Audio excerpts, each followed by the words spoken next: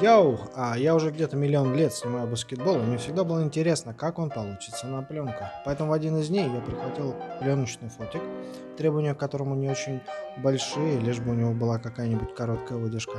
Вот эти парочку объективов, это Helios и No Name Sherrick, две вот эти вот катушечки с большой светочувствительностью, потому что выдержка будет короткой. Обязательно надо перекусить, да. Снимать на пленку это вообще, вот как говорил классик, Занятие опасное, неблагодарное, неблагородное. я не то чтобы доволен результатами, но мне кажется, какое-то настроение уловить мне удалось.